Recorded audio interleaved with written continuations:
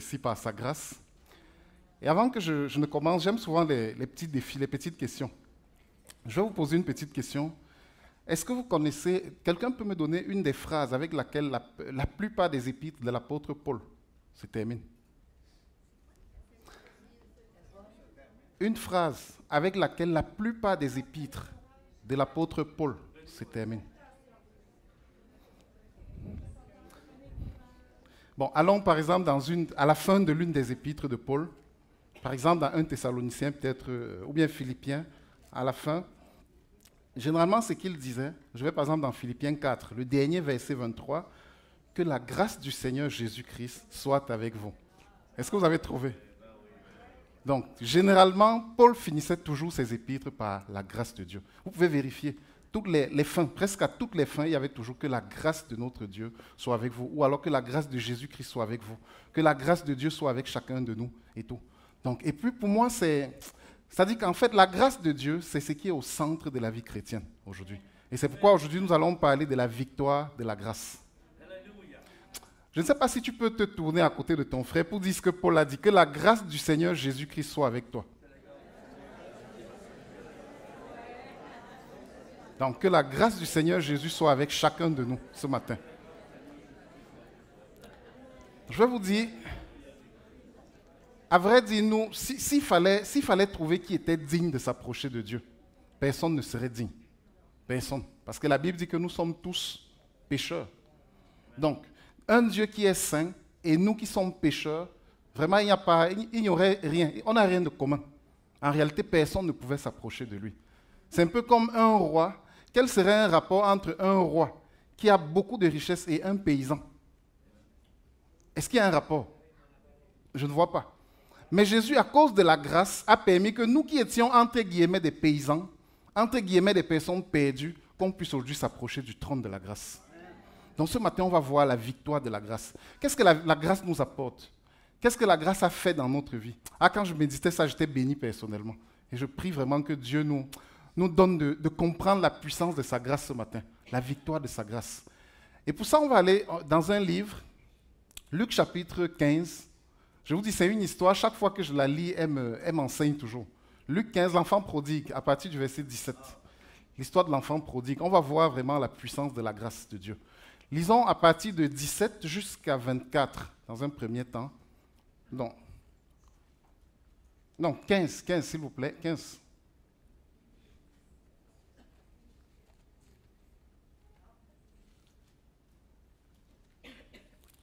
Luc 15, je vais y aller. Donc on dit, non, allons-y plutôt au verset 12. Allons-y au verset 12. Merci. La grâce de Dieu me pardonne.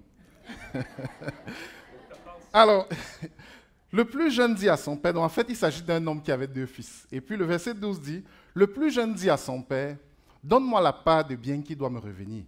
Et le père partagea son bien. Peu de jours après, le plus jeune, ayant tout ramassé, partit pour un pays éloigné, où il dissipa son bien en vivant dans la débauche.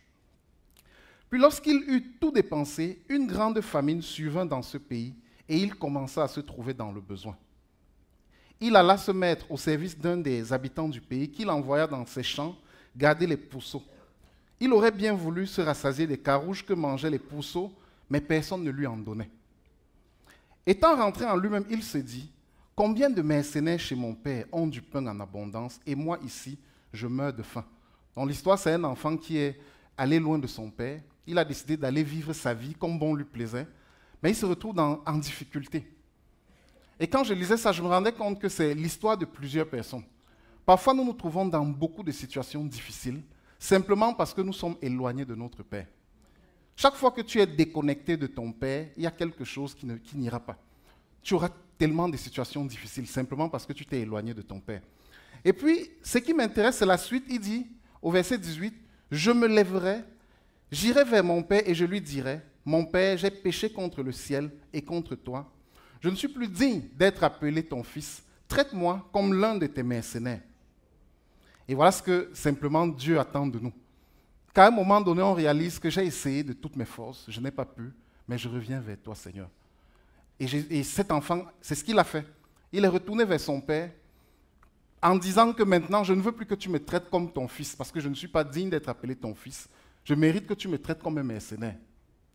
Parfois, il y a des gens qui disent que, mais pourquoi Dieu est méchant?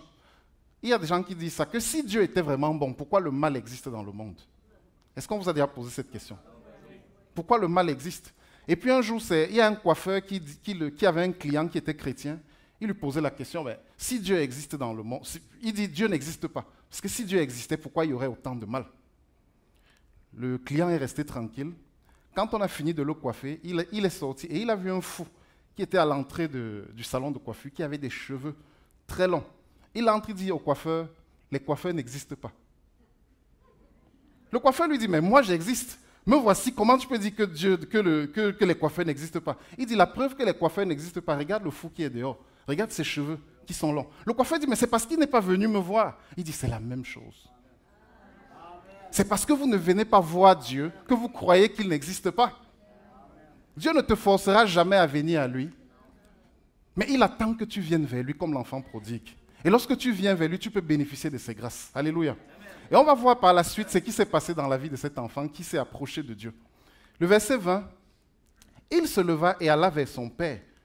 Comme il était encore loin, son père le vit et fut ému de compassion. Il courut se jeter à son cou et le baisa. Le fils dit, « Mon père, j'ai péché contre le ciel et contre toi. Je ne suis plus digne d'être appelé ton fils. » Il a fait ce qu'on appelle, c'est-à-dire qu'il a reconnu qu'il est pécheur. Il a reconnu qu'il ne peut plus rien faire de par ses propres forces. Et il est reparti vers son père. Mais à sa grande surprise, le père lui dit, le père d'abord, il vient et l'embrasse, il se jette à son cou, on dit qu'il a pris son fils dans ses bras. Le verset 23, ben c'est ça qui est encore le plus, c'est-à-dire que le plus impressionnant, c'est, qu'est-ce qu'il dit au verset 23? Amenez le veau gras et tuez-le. Mangeons et réjouissons-nous, car mon fils que voici était mort et il est revenu à la vie. Il était perdu et il est retrouvé et il commençait à se réjouir. Et là, j'ai dit, mais quelle grâce!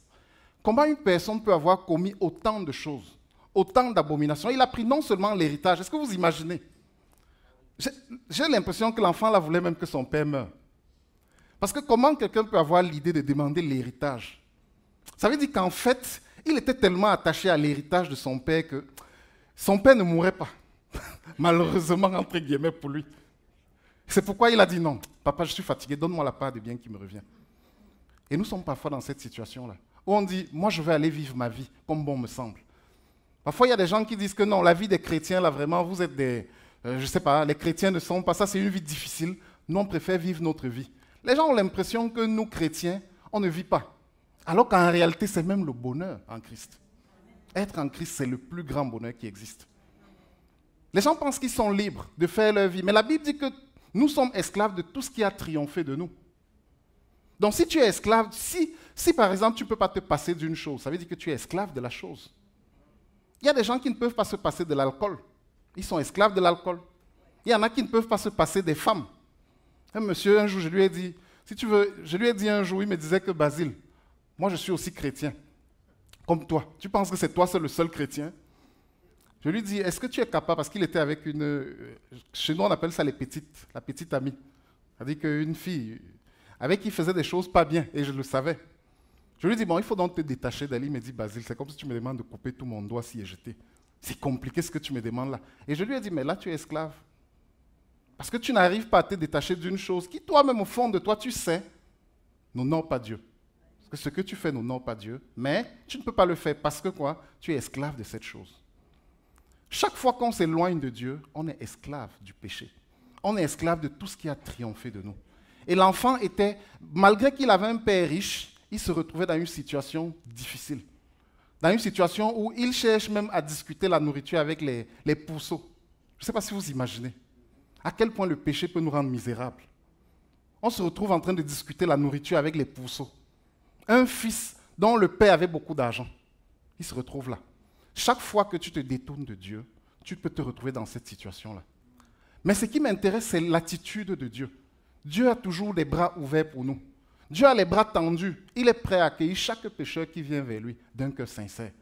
Quand l'enfant est venu, la première chose, il a changé le nom de l'enfant. Est-ce que vous savez, l'enfant a dit quoi? je ne suis plus digne d'être appelé ton fils. Mais qu'est-ce que le père a dit? Mon fils. Et quand il dit faites le veau gras, organisez la fête, parce que mon fils que voici était mort, il est revenu à la vie.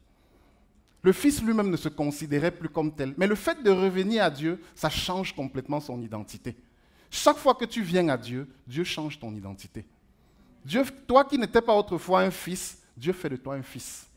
Avant, tu n'étais pas enfant de Dieu. Avant, tu pouvais être appelé pécheur. Mais aujourd'hui, Dieu dit que tu es devenu enfant de Dieu. Parce que tu as cru en lui. La grâce de Dieu vient changer mon identité. La grâce de Dieu fait que j'étais catalogué d'une certaine manière, mais aujourd'hui, en Christ, j'ai changé complètement d'identité. Donc la grâce de Dieu vient nous sauver. La Bible dit dans Éphésiens 2, le verset 8 à 9, car c'est par la grâce, Éphésiens 2, 8 à 9, s'il vous plaît, si on peut voir, car c'est par la grâce que nous sommes sauvés. Donc le premier point, c'est vraiment que nous sommes sauvés. La grâce entraîne le salut. Dans le verset 8, car c'est par la grâce que vous êtes sauvés, par le moyen de la foi. Cela ne vient pas de vous, c'est le don de Dieu. Et le verset 9 nous dit, ce n'est point par les œuvres, afin que personne ne se glorifie. Ce n'est pas par tes œuvres que tu es sauvé. Il y a des gens qui pensent que c'est à force de faire beaucoup de choses, beaucoup de bonnes œuvres, qui vont être agréables à Dieu. Je peux te dire une chose, si c'est ça ce que tu penses, il faut changer ça ce matin. Approche-toi de Dieu, qui peut te donner la force simplement et gratuitement. Je vous dis, la grâce de Dieu peut t'éviter même de dépenser beaucoup d'argent. Je vous explique.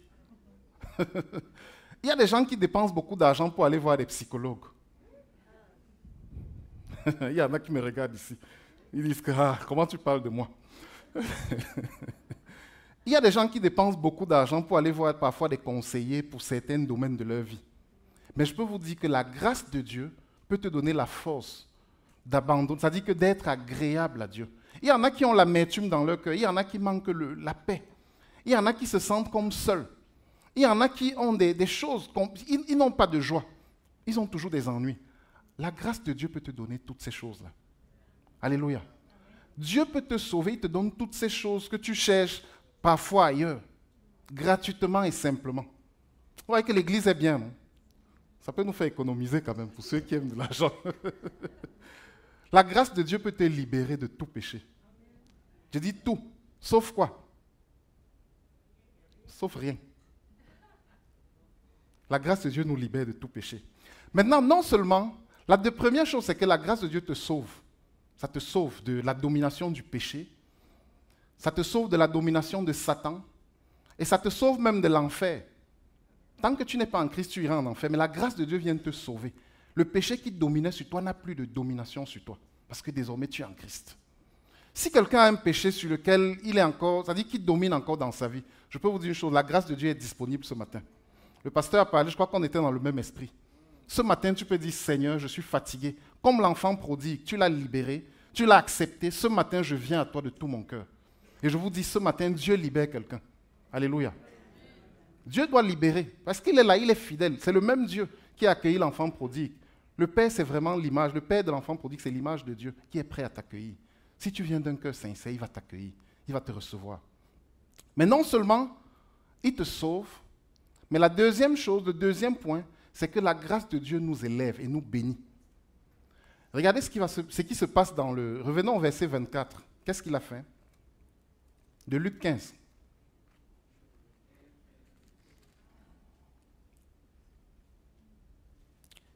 Qu'est-ce qu'il dit? Donc, si on dit, bon, il dit, car mon fils que voici était mort et est ressuscité. Ok, maintenant, revenons au verset 22.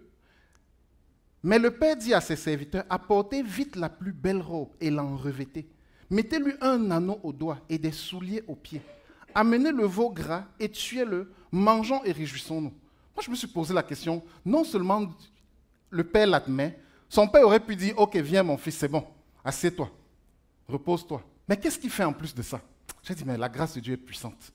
La grâce de Dieu, non, il fait tuer le veau gras. Il dit, cherchez la plus belle robe qui existe.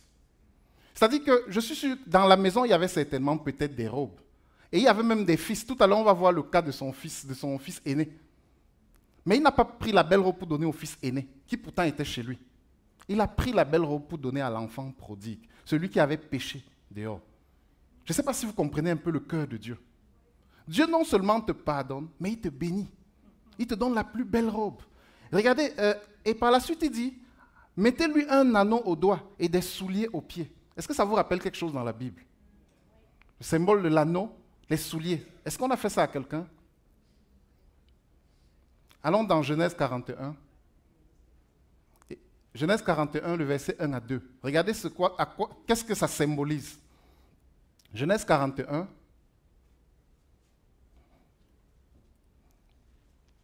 Au bout de 2 ans, Genèse 41, tenez-moi juste, je retrouve ça rapidement. Le verset 41 à 42. Verset 41 à 42. Voilà. Pharaon dit, je te donne le commandement de tout le pays d'Égypte. Et le verset 42 dit, Pharaon ôta son anneau de la main et le mit à la main de Joseph. Il le revêtit d'habits de fin lin et lui mit un collier d'or au cou. Alléluia. Est-ce que vous voyez le parallèle? Pharaon lui donne tout ça quand il veut faire quoi? Quand il veut lui donner le commandement. Le verset 41 nous dit, je te donne le commandement. Et donc pour te donner le commandement, j'enlève l'anneau, je te donne. Je prends les souliers, je te donne. Je prends tout ce que j'ai, je te donne. Parce que je veux te donner le commandement. Et quand on revient dans Luc chapitre 15 de tantôt, on regarde le verset 23. Qu'est-ce qu'il dit? La Bible, c'est vraiment un tout. Hein? Ça se complète partout. Luc 15, verset 23. Amenez le veau gras, tuez-le et mangeons. Et le verset 22, le verset où il a demandé le... 22, oui. Amenez le veau gras, tuez-le. Verset 22, oui. Mais le Père dit, apportez la plus belle robe et l'en revêtez. Mettez-lui un anneau au doigt et des souliers aux pieds. En fait, dans Genèse tout à l'heure, on a vu que c'était comme le commandement qu'on donnait à Joseph. De la même façon, le fait que le Père lui donne des souliers, qu'il lui donne toutes ces choses, c'est en fait qu'il le rétablit à la place qu'il était avant. Il lui donne en fait le commandement. Il lui dit en fait que désormais tu peux dominer sur toutes choses. La grâce de Dieu fait en sorte que tout ce que tu avais perdu, Dieu te redonne cela. Dieu te redonne le commandement. Dieu te redonne l'abondance. Dieu te redonne le bonheur. Tout ce que tu avais perdu dans le péché, Dieu te redonne cela. Alléluia. Quand tu reviens à lui. Je ne sais pas si on peut acclamer ce Dieu. Alléluia. Le cœur de Dieu, Dieu n'a vraiment pas le cœur de l'homme. Dieu n'a vraiment pas notre cœur. Moi, je me posais la question, est-ce que nous sommes capables de faire ça? Un enfant qui est allé dehors, il a fait la débauche, il est allé dépenser l'héritage, donc il a même souhaité ma mort. Il est allé, il a pris l'argent, il est allé dépenser. Mais quand il revient, non seulement je l'accepte comme mon fils, mais je le bénis en plus. Je lui donne la grâce, je lui accorde des bénédictions, je le revêt de souliers, je lui redonne le commandement qu'il avait perdu. C'est ce que la grâce de Dieu peut faire dans notre vie. La Bible dit que Dieu nous a accordé sa grâce et en Christ nous avons été bénis de toutes les bénédictions dans les lieux célestes. Dans Éphésiens 1, on nous dit, Éphésiens 1, 3, car nous avons été bénis de toutes les bénédictions dans les lieux célestes. On n'est pas n'importe qui. C'est-à-dire que ce matin, tu peux sortir, là, si tu es enfant de Dieu, tu peux marcher la tête haute. Tu peux te vanter. Parce que tu as été béni de toutes les bénédictions dans les lieux célestes. Citez-moi un exemple de bénédiction que vous connaissez. La joie, comme le pasteur Jean-Marie. La paix, le salut, l'élévation, la santé, la guérison, l'amour, le bonheur. Vraiment, beaucoup de choses. Nous avons toutes ces choses-là en Christ. Alléluia. Ce matin, je ne sais pas si une de ces choses-là te manque. Est-ce que tu es en Christ ce matin? Est-ce qu'il y a une de ces choses-là qui te manque, une bénédiction qui te manque? Ce matin, c'est possible de l'avoir. Alléluia. Parce que la grâce de Dieu est disponible. Et la grâce de Dieu vient pour t'apporter toute bénédiction dans les lieux célestes. Lorsque Dieu vient, il ne regarde pas qui tu es. Il ne regarde pas qu'est-ce que tu as fait. Non, il laisse tout. Il te regarde selon un regard de grâce.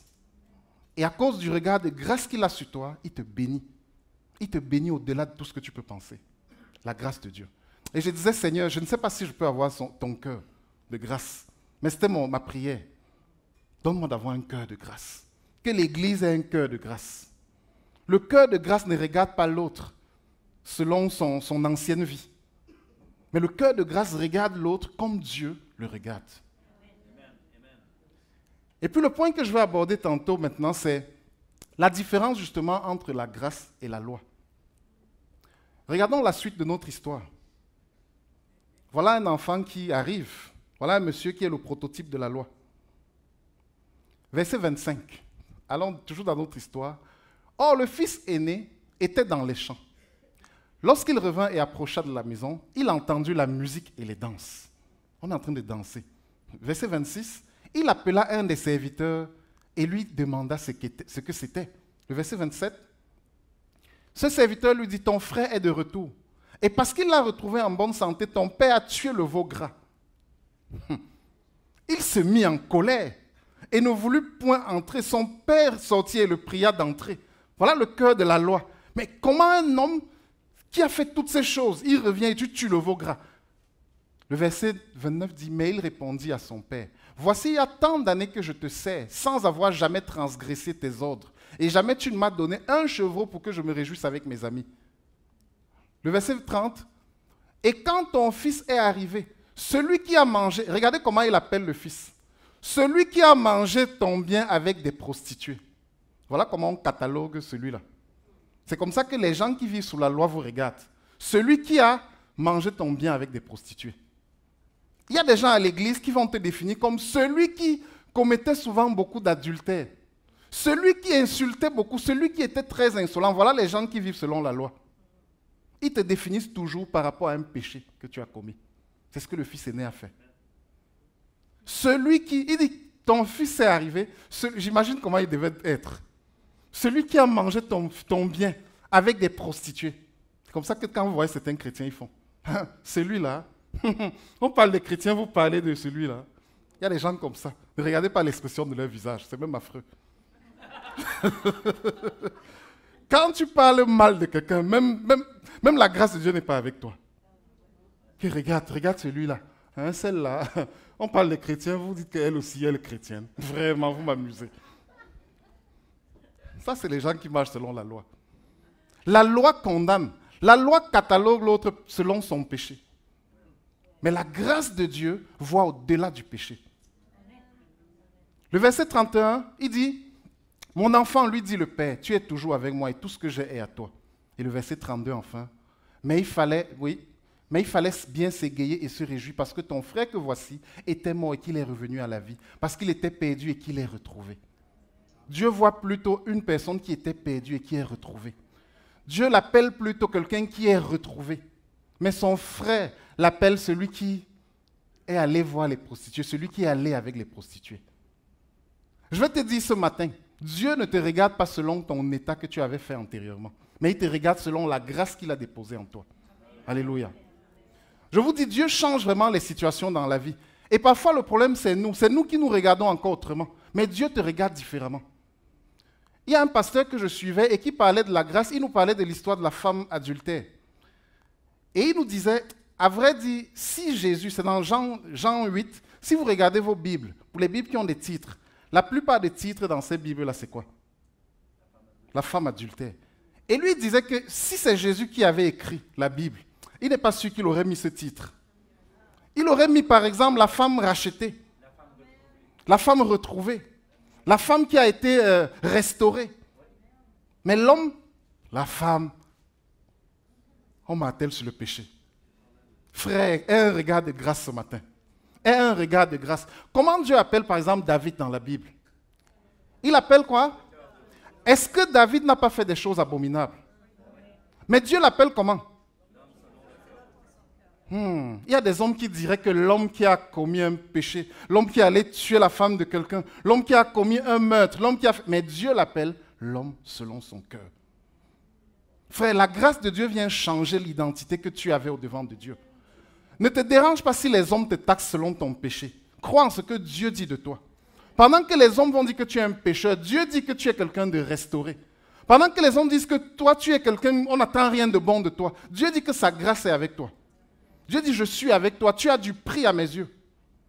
La grâce de Dieu vient changer ton identité. Et je veux que tu te considères non pas selon le regard des hommes, mais selon ce que Dieu dit de toi. Alléluia. La loi vient, je vous dis, la loi nous condamne, mais la grâce nous pardonne. La loi nous crucifie, mais la grâce nous justifie.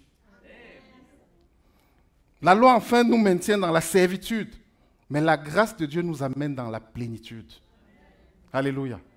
Je vous dis une chose, la grâce de Dieu, sois conscient de la grâce de Dieu ce matin. Sois conscient de la grâce de Dieu dans ta vie. Tu n'es pas n'importe qui aux yeux de Dieu. Tu as été béni de toute bénédiction dans les lieux célestes. Regardez Joseph, comment est-ce que les frères de Joseph le considéraient? Comme un rêveur. C'est un enfant qui est naïf, c'est un rêveur. Mais Dieu le voyait comme étant quelqu'un qui va finir à la table du roi. Il devait être premier ministre. Donc le regard que Dieu a sur toi ce matin, je peux te garantir une chose. Si tu l'as accepté dans ta vie comme sauveur et Seigneur, si tu as dit Seigneur, je m'abandonne à toi, sache que tu as une nouvelle identité. Et ne te regarde plus comme les hommes te regardent. Maintenant, la dernière chose que je vais dire, c'est que non seulement toi, regarde-toi comme Dieu te regarde, mais apprends à regarder également les autres comme Dieu les regarde. Amen. Si on pouvait regarder comme ça, je vous dis, ça éviterait bien des problèmes dans l'église. Dans l'église, on est prêt à lapider le frère. Vous avez vu la femme adultère. Quand une personne a dit, cette femme a commis l'adultère, tout le monde s'est mis à prendre les cailloux. Elle mérite la lapidation. Moïse dit, elle doit être lapidée. Tout le monde prenait le caillou. C'est parfois ça l'église. Un frère a péché. Ah oui, c'est ça, c'est vrai. Oui, oui, oui, moi-même je sais que c'est comme ça que ce frère a toujours fait. Mais oui, exact. On ajoute les épices, on ajoute le sel, on ajoute tout ça dans la nourriture. On en rajoute en fait. En fait, ça dit que pour rendre ça très grave encore. Mais la grâce de Dieu peut constater que oui, effectivement, il a fait ça. Mais la grâce de Dieu vient dire, oui, il a fait. Mais Jésus est aussi mort à la croix pour ça. La grâce de Dieu peut dire, frère, oui, on me dit que tu as fait telle chose, mais je continue de t'aimer pareil. Et je crois en la grâce de Dieu dans ta vie. Je crois que malgré ce que tu as fait, malgré ce qu'on dit que tu as fait, parfois ce n'est même pas fondé, mais parfois c'est fondé aussi. Même s'il est vrai que tu as fait ça, le regard de la grâce veut que nous puissions voir la grâce de Dieu dans la vie de l'autre. Si l'Église pouvait considérer l'autre selon le regard de Dieu, je vous dis, on serait béni. On serait vraiment béni. Ce matin, le groupe de louanges a chanté une chanson, Christ est roi. Vous connaissez celui qui a chanté ça? Christ est roi. Richard Picotin. Mais je peux vous dire une chose. Ce monsieur a fait une chose à l'église qui a fait que je connais beaucoup de chrétiens qui ont décidé de ne plus suivre cette musique. Mais est-ce qu'on a été béni par cette musique ce matin? Je préfère ne pas vous raconter ce qu'il a fait. Parce que si je vous raconte, peut-être les gens vont dire je ne suis plus cette musique. La grâce veut que même s'il a fait certaines choses, je continue de l'aimer pareil. Et si ce qu'il a fait est une bénédiction pour moi, je continue de suivre ça pareil. C'est pour ça que vous allez me permettre de ne pas dire ce qu'il a fait. Je veux qu'on le regarde selon Dieu, qu'on se concentre sur la bénédiction que nous avons eue au travers de lui, de ce qu'il nous a apporté. C'est ça la grâce de Dieu. La grâce de Dieu vient vraiment rétablir notre relation avec Dieu. La grâce de Dieu vient te sauver ce matin. Je ne sais pas si... J'ai envie de prier, je ne sais pas, je veux qu'on prie. Vraiment, je voudrais qu'on fasse un exercice avant que je ne finisse. Je ne sais pas si tu peux proclamer des paroles de grâce dans la vie de ton frère qui est à côté de toi. Alléluia. Est-ce que vous voulez qu'on fasse ça ensemble, s'il vous plaît? Vois ton frère, ton voisin, proclame, dis des choses, proclame des grâces de Dieu dans sa vie. Proclame que vraiment tu es une bénédiction. Dis des choses qu'il est. Dis des choses que Dieu dit de lui. Tu peux prier pour un frère ce matin. Dis-lui que Dieu te bénisse. Proclame des choses agréables dans sa vie. Proclame que même si on avait dit telle chose sur toi, tu n'es pas ça. Proclame que tu es un enfant de Dieu, tu es un serviteur de Dieu, tu es une bénédiction, tu as du prix aux yeux de Dieu. Oh Seigneur, je te prie pour ton Église ce matin. Seigneur, je prie afin que tu nous donnes, oh Dieu, d'avoir cette assurance de ce que nous sommes et de ce que nous avons auprès de toi. Père éternel, bénis ton peuple. Bénis-nous, Seigneur, ce matin. Je prie, oh Dieu, que tu nous donnes de réaliser, Père éternel, à quel point nous avons du prix à tes yeux. Oh Seigneur, remplis-nous de toi ce matin. Merci, Seigneur. Alléluia. Alléluia. Alléluia. Merci, Seigneur. Oh Dieu, gloire à toi, Seigneur.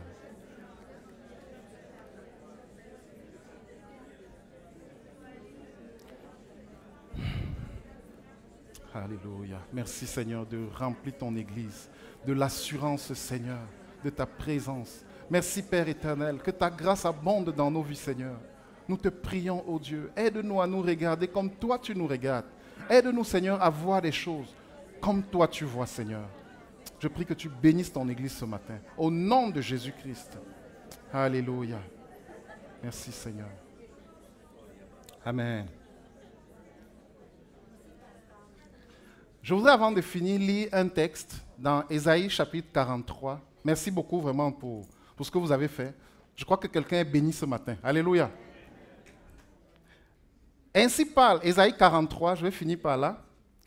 Ainsi parle maintenant l'Éternel qui t'a créé, celui qui t'a formé, ô Israël. Ésaïe 43. Ne crains rien, car je te rachète. Je t'appelle par ton nom. Tu es à moi.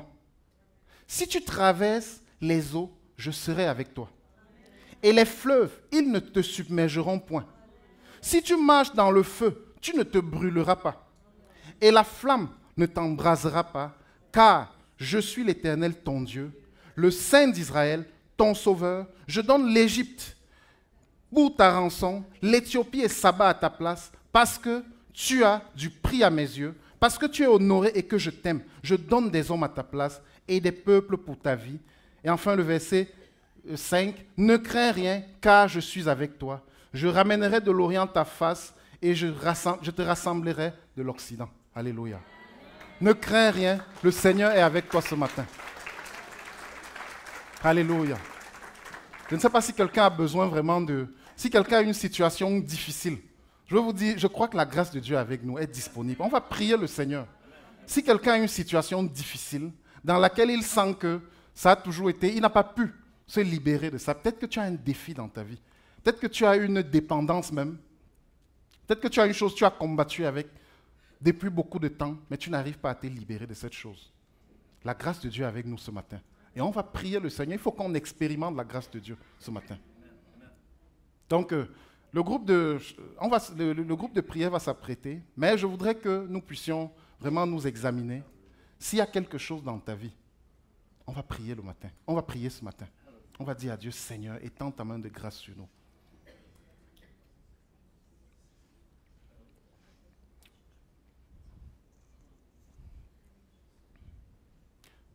Je vais prier et puis je vais laisser peut-être la parole là. Je veux nous laisser le temps de nous examiner et après tantôt, on pourra s'approcher pour prier ensemble, pour être délivré. Parce que je dis, Dieu est avec nous ce matin. Seigneur, merci encore parce que ta grâce est disponible pour chacun de nous ce matin. Merci, oh Dieu, parce que tu nous regardes différemment. Je sais que ta grâce est avec nous.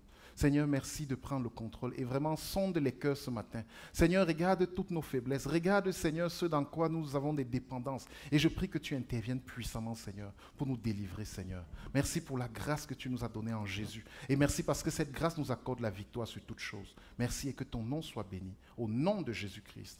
Amen.